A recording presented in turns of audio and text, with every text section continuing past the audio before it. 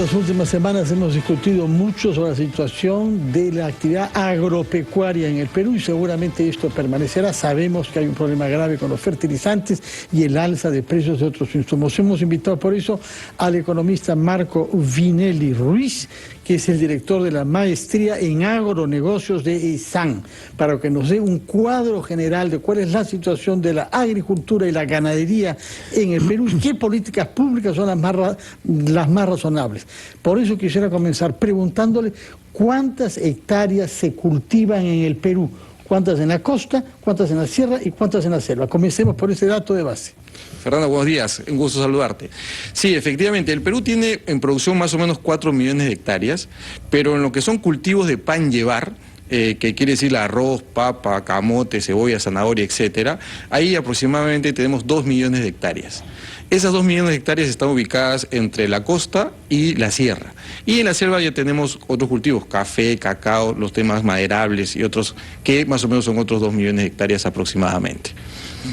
Ahora, de estos alimentos, no, porque cuando hablamos de crisis alimentaria y la subida del precio del fertilizante, ¿de qué estamos hablando? Es decir, es más caro el producto, lo estamos viendo y probablemente en un futuro lo vamos a sentir aún más fuerte esa subida. Pero, ¿qué significa? De esta tierra, ¿cuánto va a los mercados a comercializarse? ¿Cuánto es para el autoconsumo? Y si es cierto que esta crisis alimentaria va a evitar que esos productos lleguen a nuestra mesa. Sí, Mabel, para comentarte ahí, nuestra alimentación está basado en la agricultura familiar. El 80% de nuestra alimentación lo hacen los pequeños agricultores. ¿Y a cuántos son ellos? Son en el Perú 2 millones de agricultores. De estos 2 millones, 1 millón de agricultor más o menos dedica su producción hacia el mercado y el otro millón de agricultor dedica su producción a su autoconsumo. Entonces, la problemática, digamos, va a estar en ambos lados.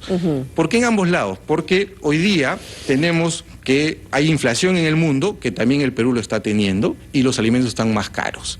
Eso hace que las familias más pobres, que en el Perú son 25% de peruanos, no tengan suficientes ingresos para poder comprar alimentos.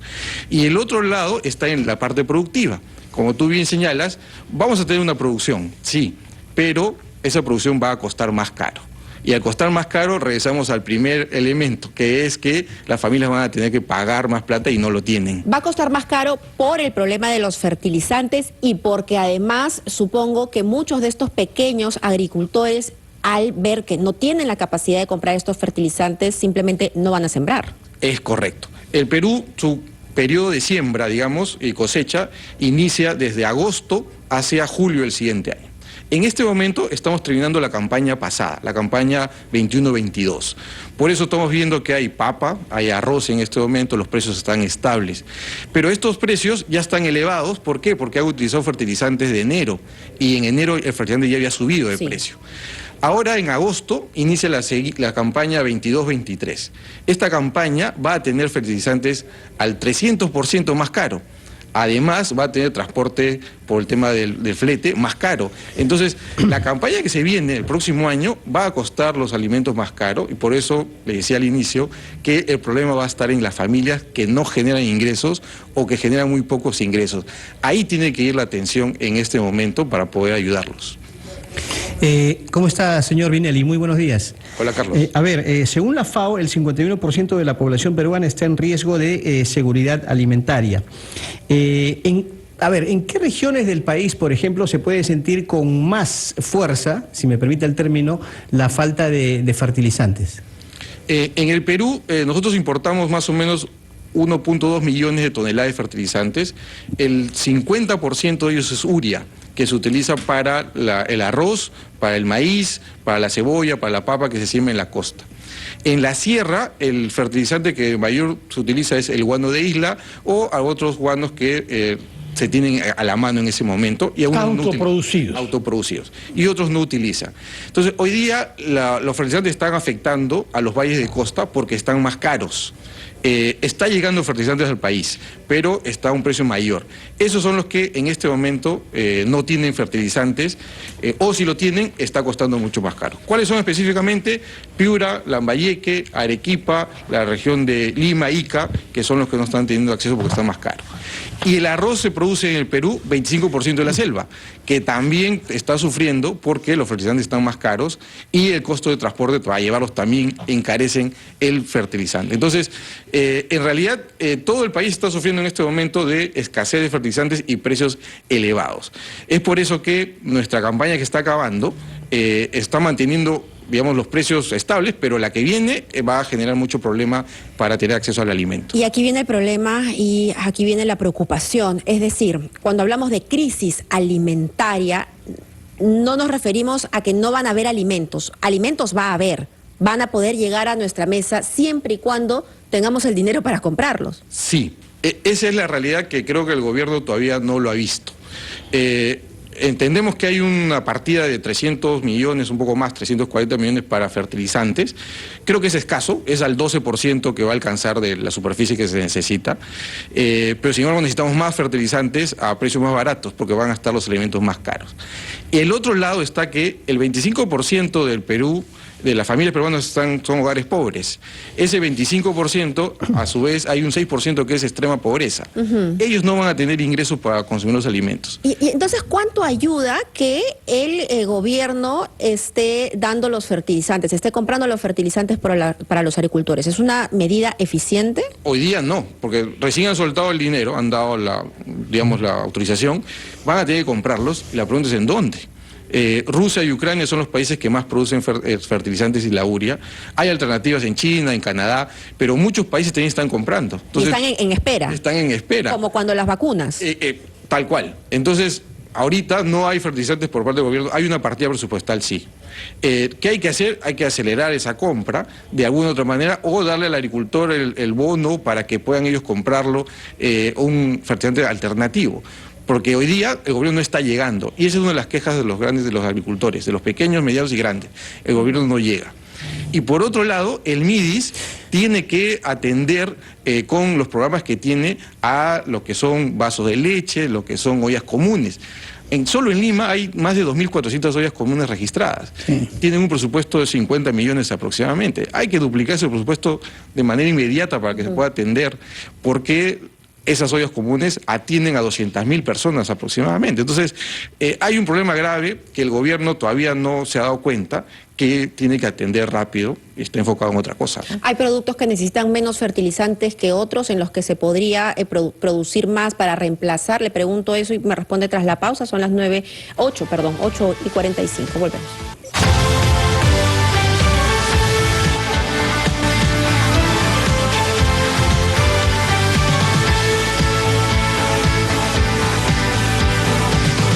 Continuamos en Ampliación de Noticias conversando con Marco Vinelli, director de la Maestría en Agronegocios en ESAN, exdirector de Agro Rural. Él nos está haciendo un mapa de la situación de la agricultura en nuestro país. La preocupación es el precio de los fertilizantes y cómo esto va a aumentar el precio, y ya está aumentando el precio de los alimentos, y finalmente quienes menos tienen van a tener menos acceso a estos alimentos, ¿no? De ahí la crisis alimentaria que se cierne sobre nuestro país. Pero yo le preguntaba si es que todos los alimentos necesitan la misma cantidad de fertilizantes, o es que podríamos reemplazar algún alimento, ¿no? Que no necesite tanto para poder consumirlo. Todos los alimentos necesitan fertilizantes, no en la misma cantidad, porque va a depender mucho del suelo. La urea se utiliza en la costa principalmente, en la selva, son suelos salinos, ¿no? Pero sí, todos necesitan fertilizantes para que tengan buenos rendimientos. Ahora, de reemplazar alimentos, sí, pues ahí sí habría que tener alguna política más clara, digamos, de gobierno o de Estado, ¿no? El Perú consume muchísimo arroz, por ejemplo, y el arroz se siembra en la costa. Hay en el país cerca de 300.000 hectáreas, el 25% lo tiene San Martín, pero el 75% está distribuido entre varias regiones, las cuales está Piura, está Lambayeque, está Arequipa. En pleno desierto. En pleno desierto con uso de agua. Entonces, ese alimento habría que ver de qué manera los nutricionistas nos pueden ayudar ahí, de cómo cambiarlo. La papa es un buen sustituto y otras verduras que también podrían ayudarnos, por ejemplo, ¿no? Entonces, sí es necesario darnos un enfoque también el tema nutricional. En el país hay una ley de alimentación y nutrición que todavía no está reglamentada, que tiene que conversar con el Plan de Desarrollo Agrario para que el gobierno o el Estado oriente las políticas en el sector agro para que la alimentación de todos los peruanos esté, digamos, asegurada, ¿no? Lo que llamamos seguridad alimentaria. Eso hay que preocuparnos. Ha habido un debate también en torno al régimen laboral, porque la actividad agropecuaria, sobre todo agrícola, es estacional. Sí. Depende de las estaciones del año, no tiene que ver con la vida social, sino con el clima. Y eso ha llevado en todas partes del mundo a que hay un cierto régimen que tolere o que admita formas de tercerización, que han sido fuertemente restringidas por un decreto aprobado el mes pasado. Se está camino, parece, a revertir ese decreto vía un dictamen parlamentario. Pero ¿qué es lo que sabemos sobre las condiciones en que se trabaja en el campo? ¿Qué es lo razonable y lo justo? Sí, a ver, la tercerización como concepto no está mal. Creo yo que es necesario por trabajos estacionales o por otros elementos poder utilizarlo. Lo que sí deberíamos enfocarnos es más bien en la supervisión de estas empresas que realizan esta labor. Esta supervisión debería contemplar que se pague todos los beneficios a los agricultores, a los trabajadores, que se tengan, digamos, gratificaciones, ETS, AFP, etcétera, y que sus condiciones en las cuales están laborando sean las condiciones adecuadas, ¿no? Seguridad, seguros, digamos, indumentaria especializada, etcétera. Entonces, ahí debería estar enfocado más que en el concepto de tercerización. Yo no estoy de acuerdo con el decreto, lo que ha sacado el Ministerio de Trabajo. Vamos a ver qué dice ahora el Congreso, ¿no? Y hay un nuevo ministro que no se ha pronunciado todavía. Es correcto. Sí, señor Vinelli, volviendo al tema de la escasez de alimentos y de hambruna, hace unos días el premier Aníbal Torres dijo que el Perú no iba a sufrir ni de escasez ni de alimentos ni de hambre porque el gobierno de Pedro Castillo ya está trabajando. ¿Esta afirmación realmente tiene asidero? ¿El Perú no va a llegar esta escasez de alimentos ni de hambruna? Digamos, a ver, no va a llegar no porque el gobierno esté trabajando, sino porque los agricultores están produciendo.